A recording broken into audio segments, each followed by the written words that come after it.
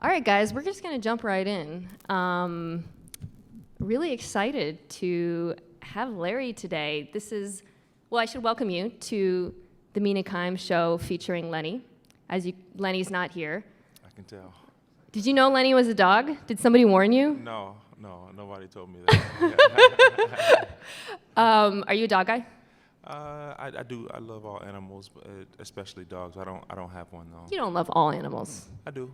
Really? Yeah, I'm an animal guy. Yeah. Like snakes? When I was a kid, he had a dog, and had a fish, and a gerbil. So I mean, we were an animal family. I was. Which one was your favorite? The gerbil. I used to. Really? Yeah, he was fun. Yeah. Why? Because you put you use the toilet paper, and you get the end of the toilet paper, and you put it in there, and he'll eat it all in one day. He just like to snack on it. So we used to always time him, see how fast he could do it, and run on his wheel, and yeah, it was fun. You would do like a little gerbil combine. Yeah, I mean, growing up in Minnesota when it was days like this, which was always like days Yeah. like this, and you couldn't go outside, you had to amuse yourself somehow. So you would just feed toilet paper to gerbils. Yeah, that was a good day. Yeah. Nice. Yeah. I like that. Okay, well, I'm glad that you're a dog guy because this is a podcast co-hosted by a dog. Okay. Usually he asks questions, the whole thing. We've been talking about that. But I'm just going to skip and jump right into it. So you are turning 36 this year. Unfortunately, yes. Yeah. That's why I like you, because you're one of the few NFL players who's still older than me. And it gets smaller and smaller I agree. every year. Yeah, Is it weird being in an industry where everyone treats you like you're like a crypt keeper when you're 36, even though in any other industry that would be really like young? Yeah, it is interesting, but those guys, the young guys, keep me young too. A lot has changed, over the years. I mean, the communication has definitely changed. You walk in the locker room. Back when I first got in, it was loud and guys talking and communicating. Now, everybody's on the Snapchat and Instagram, Facebook, Yeah. Twitter, doing their thing, and nobody's really talking. So, I mean, that's a shift in the dynamic of the locker room. Huh. Does that bother you? No, I mean that's everywhere. I mean, you walk out in the street, people, they don't speak. They're on their phones, doing their thing, living their lives. That's just the way it is now.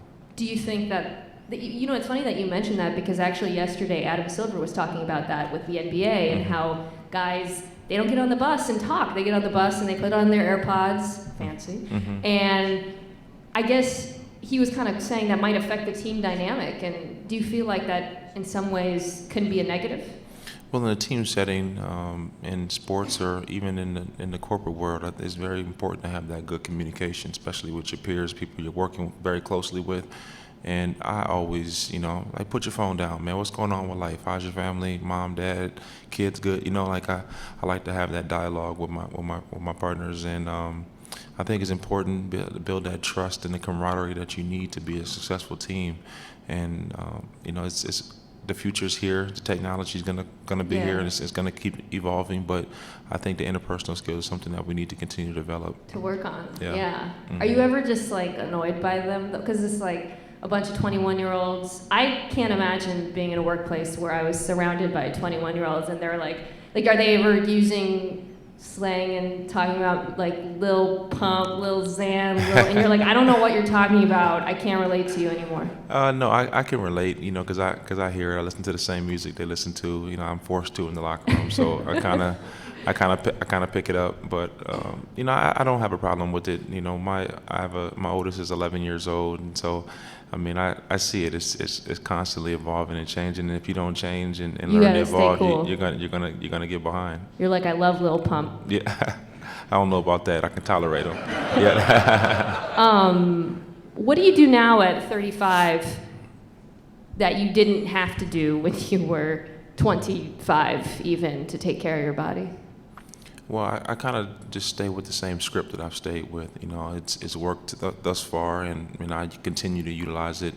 I think the biggest thing now is the mental aspect, staying sharp with that, because the game of football hasn't changed at all. Like the routes and just called different things, but it hasn't changed. And doing it for 15 years, I pretty much know what I'm doing in terms of that, but not allowing yourself to kind of divorce yourself from continuing to learn and being active and always finding new ways to improve yourself. So I think from a mental standpoint, the older you get, it becomes more difficult to stay mentally engaged all the time. Right, because you're like, I already know all this shit. Mm-hmm. Why do I mean, like, Yeah. again, really? Again? Mm-hmm. Yeah. So you have to motivate yourself Yep. to... You always have to be able to go back to the details, because every single year you start off with, I'm talking about the basics. I mean, you get back to footwork 101, running slants. You know, I've run a million of them, you know, and so early in the off season, I can be a little lethargic at times. So I have to be able to stay on myself and, you know, really be able to commit to starting all over again and really putting emphasis on the small things. I think it was about, gosh, at this point, 6 or 7 years ago that you actually changed positions in a way. Mm-hmm. Like, and what, 2012, am I right? I'm thinking it was a Bruce year. 13. Mm-hmm. Is that something you wanted to do? No, it wasn't something I really wanted to do. I was highly successful where I was, and I think the biggest thing that was tough for me is that it wasn't something that was really communicated with him. It was just like, hey, Fitz, this is what you're going to do. You're moving to this. It wasn't open dialogue, and so I struggled with that. But at the end of the day, it really made me a much better player, and it actually made me a better man too.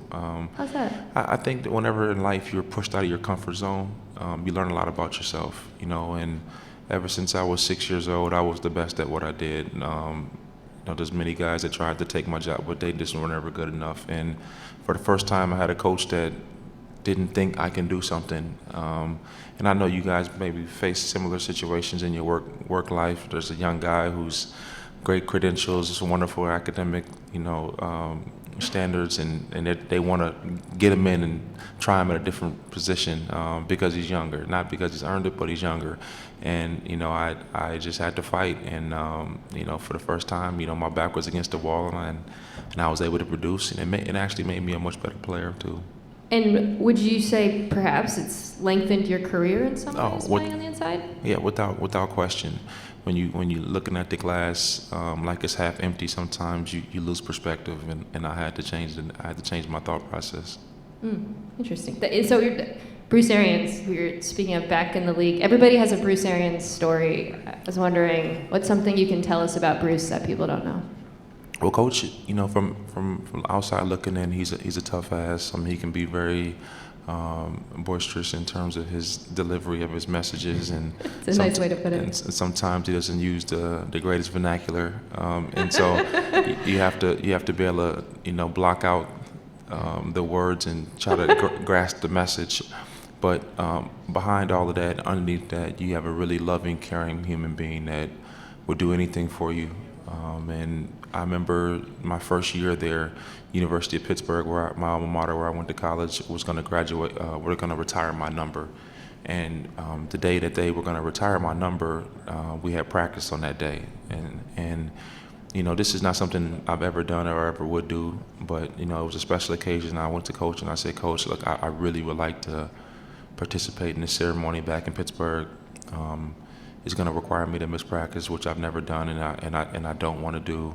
And he said, Fitz, you know what, man, it's a great honor. It doesn't happen all the time. You know what, we're gonna give the guys a day off today, and then we'll practice. So he flipped the schedule. Wow. For me. It was something that, you know, made me really, really appreciate him, and you know, that was something that I think kind of defined him with me. You know, because he didn't have to do that. I mean, as a new coach, we didn't even have an established relationship at that point, but he just did it, and you know, something I always remember and never forget. Do you like his hats? Yeah, I do. I do like his hats. I like that he embraces his own style and look. He's creative, and you know, that's not easy to do. You know, people clowned him at first, and then it became his thing. You know, when he won Coach of the Year again. Something that someone, it's a flexing coming, you and I both know, Aaron Rodgers once told me about you, was that what he thought was special about your game. And we were laughing before because I feel like this comes up every time you're playing. The announcers are always stressing it. Do you know what I'm about to say? I have no Such idea. a great blocker. Oh. But he was saying specifically, and I thought this was cool, he said he's the only wide receiver I remember who would really take on Cam Chancellor, who's kind of the gold standard of like, you don't want to, no one wants to do that. But he's like, I remember watching them play, and Larry would take on Cam. And I was wondering with the blocking, like, is that something you actually enjoy or dread? I wouldn't say I enjoy it, but I know it's a part of the game that that is needed, and also understand that for our running game and for other guys to be able to go out there and be willing blockers, you have to do it as a leader. And once I embraced it, we became better as a blocking team. Everybody in my room became better. They started taking more pride in it. And, the running backs and the tight ends and the quarterbacks, everybody else appreciated it. And, it just became, part of our DNA and who we were. And, so there's things that leaders have to do that they don't always like and appreciate, but it's for the betterment of the team. Have you noticed that announcers talk about that a lot with you? I never watch. Oh, you're like, I'm on the field, you idiot. Yeah. I don't ever watch the TV copies of any games. Any games? No. So you don't hear what they say? Never. It's all good about you. Now you know. We have a, the copies of tape we watch. Ultimate, you just watch it's different. Yeah, the coach's tape. So you never watch like Sunday Night Football? You don't know about the Collinsworth slide? No. Wow. No, I only really watch the football that I'm actually having to participate in. Yeah, that's a real flex. Are you a TV guy? Do you watch a lot of TV? Not really. Really? Nothing? You're not like. If I watch TV, it's usually like some Netflix stuff, series or it's golf. That's what I really watch. You're really into golf. Yeah, I like watching golf. What's your Netflix show? Right now. I'm catching up on some of the last episodes of Scandal. Okay. So you're behind. I'm way behind, but I'm addicted. I watched like 5 in a row, and Designated Survivor was one I just got finished with, which I thought was fantastic. Yeah. The Bodyguard was outstanding. Oh, I love Bodyguard. Yeah, so I kind of just get into it and go. Yeah. I watched Bodyguard in like one day. Yeah. I gotta know what happens. You would be an excellent Designated Survivor. Tell me about the moment. It's just a thought. Really though, like, wouldn't you want him like higher than most people in this country? As like, maybe I would put him top 20 at least in line. Tell me about the moment when you decided to return next season. Well, we had a really bad season last year, and correct. I just didn't want to go out on that level. Really? No, you gotta live the rest of your life knowing you went out on that level. We're picking number 1 this year, so that should just show you how bad it was. Yeah. It's 31 other teams that did better than you out of 32, and that's never a good position to be in. And I really didn't want to go out like that. So you were like, this can't be it for me. No, I still enjoy it. I can still play. I'm not the player that I was 10 years ago, but I can still go out there and contribute. I can make plays. I can be somebody who can situationally really, help the teams and make explosive plays for my group. You've been on such a roller coaster in Arizona. And by the way, with this 16 season, that's going to be the longest any wide receiver has played on one team ever. With this year, you had previously tied the prior year, which is so rare. And it's interesting to think how it shook out that way. And there's always been rumors of you over the years. He's going to go to the championship team or the Patriots. What's the closest you ever came to leaving? Well, there's a few times I know I've been on a trading block, but things didn't get finalized. But for a guy to stay in the same place, it has to be something that's mutual. The ownership has to want you. You have to want to stay. There's many times when I was in contract disputes that things could have been said and feelings could have been hurt and things would have been different. But I've always had a desire to stay in Arizona. I really enjoy living there. I enjoy being a part of something. That's bigger than the game. I'm very involved in the community there. I find it very important to serve your community. They do so much for me and my family, and I find it gratifying to be able to stay in one place. Just the younger generation is a little different. They don't mind moving and jumping and playing with their friends. I've always wanted to beat my friends as opposed to joining up with them. I take more pride in that. Yeah. And obviously there's been high highs in Arizona two periods in particular, but as you mentioned, last year was rough. What's the hardest part of being on a team that's losing like that people don't know about? Well, just keeping everybody focused and objective. I think the narrative changes throughout the course of the year. Obviously you go in, you want to win the division, and you want to get to the playoffs, and then it kind of gets to a point where you kind of deal with reality. You're not going to be a playoff team, but you still have to improve and get better and start building on the seasons to come. When you have a rookie quarterback like we do in Josh Rosen and rookie receivers around me and a lot of just young guys in general, they need that playing experience. There's no substitute for playing. And I'm always trying to just teach those guys and try to help them, speed up the learning curve. So, I mean, the narrative changed throughout the year, but I think it was a productive season, and the young guys got better. You've had like 18 quarterbacks, I think, something. I've had a few. Can you name them all? If you give me some time, probably not right now. You don't have to try. Yeah. I was looking at the list and I was like, oh wow, okay, I forgot about that dude. It's a lot. With Rosen, I've been saying, people listen to podcasts know, like I can't judge him. I have no idea what to, I have nothing to gain. But there is a concern sometimes with rookies when they are in a difficult situation that it can hinder their development or be difficult for them. Is that something you were concerned about looking back at his first year? No, Josh is unique in terms of his mentality. He's extremely confident, and not in a bad way, but he's able to forget very quickly a bad play, a bad decision. Now he's really good at being able to put things behind him. He's a great teammate, really insightful, just great to be around, and he's somebody who's really trying to learn always. He's inquisitive about life, and people like that usually find a way to be successful because they just put the effort in. And he's got some talented guys around him that are going to help continue to make plays for him, and I think he's going to be just fine. Coach Cliff Kingsbury is our new head coach, who's an offensive guru, been everywhere he's gone. His offense is produced at a high level, and I don't think anything's going to be different when he comes in Arizona. With Josh, what's something you think we'll see in terms of taking a next step next year? Are we going to see him next year? Yeah, I think it was difficult to really evaluate him because out of the 10 offensive linemen we started the season with, only 9 of them actually finished in the season. So if you're a quarterback and you can't stay on your feet, it's very difficult to make a throw, let alone to be able to evaluate you. We got to get guys healthy and be able to protect them, and we got to make some plays around them. It's Tom Brady won the Super Bowl this year, but I saw a lot of guys making plays, in that game. A lot of offensive linemen doing their thing and keeping them safe, and it's a team game. And he was untouched, right? A lot of the times. That's pretty nice. Have you, with Cliff, by the way, have you got time to kind of think through his offense and potentially your role in that offense? No, we didn't talk anything about roles. I think roles are kind of defined as he sees what we're all capable of doing. And I think it's important that a coach just be honest with you as well and not tell you this is what we want to see. Let me see what you can do, and let me see where you can fit in our system. I like that. I think all our guys respect the way he's come in and, really just say, look, there's some things we're going to change. It's going to be simple. We're going to play fast, and we're going to make explosive plays. We're going to do the little things to make it successful, but it's not going to happen overnight. It's going to take every single body working every single day to change that.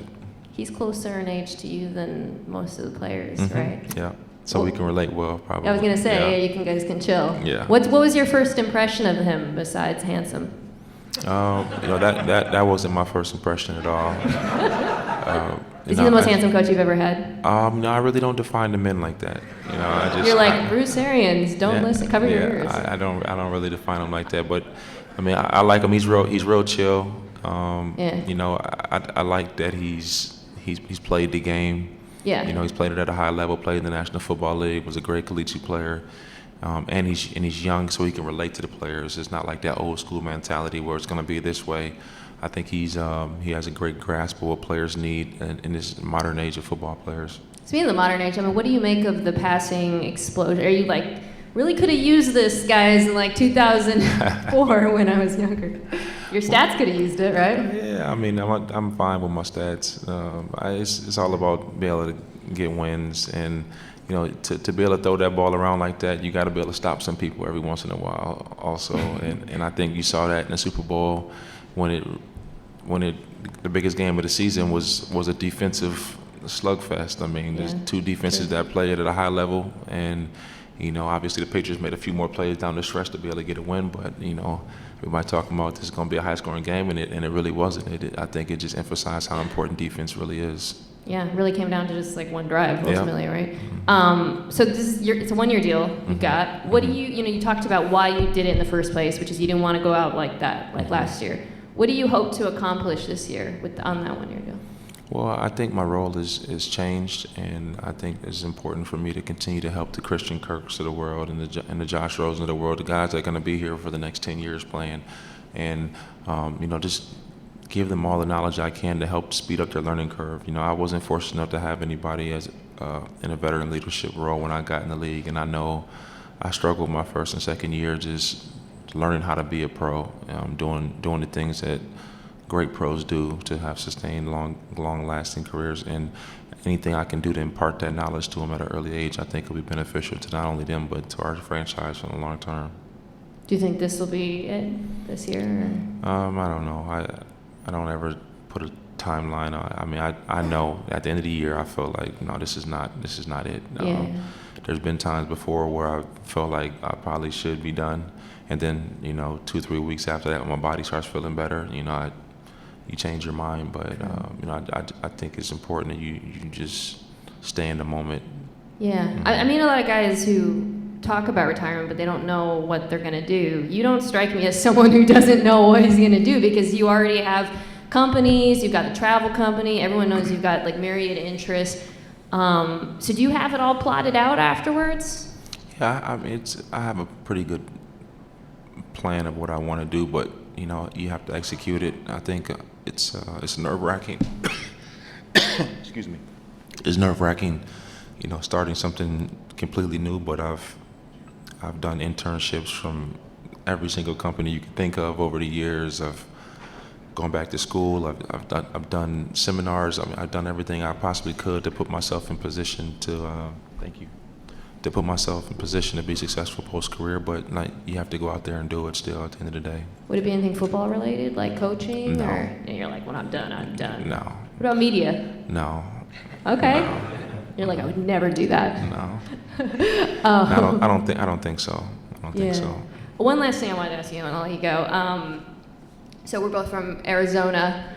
And I'm sure some of you guys know this about Larry's relationship with Senator John McCain, and he delivered a really beautiful speech at his funeral. You should really go read it if you have a chance. Probably online or something people can watch, right? I think. I think so. Yeah, and I guess I was just wondering how you became friends with him. So I met him in 2007 or 2008, and we were just at a small get together. It was a charity event, and I saw him over there, and everybody was talking to him, and I just waited my turn. I went over and shook his hand. I had known his story, and obviously, respected him a great deal for what he did and the sacrifices he made for our country. And I talked to him briefly, and we just chatted a little bit, and then I went on about my way. And then I got a note from somebody in his team, and he said, "Hey, I'm gonna be in the Valley. We're gonna be ending sessions in the Senate, and I would like to sit down and have lunch." And so met, and we had lunch, and we just struck up a really nice relationship. We stayed in touch. I would go visit him in Sedona. I would go visit him in D.C., sit in on some of the hearings, and go hang out with him in Capitol Hill. And it just really started to develop into a genuine relationship. And after getting to know him and talking in great detail about some of the experiences he had in Vietnam, I went to Vietnam, and I got a chance to get a private tour of the Hilton Hanoi, where the prison he was incarcerated in for 4 years, and went to the lake where his plane was shot down, and just kind of walked his journey. And it was really a special relationship for me, and something that I always hold near and dear to my heart. Oh. Do you feel like his voice is missing today? Yeah, he was one of those guys who was a Republican by party, but he voted on what he felt was right, and it didn't matter what side of the aisle. He tried to get everybody to work together, and I think now it's becoming more and more difficult now for things to get accomplished, because everybody has their own agendas, as opposed to it being most important what is best for our country and the people. And so I think that's something that we're going to miss.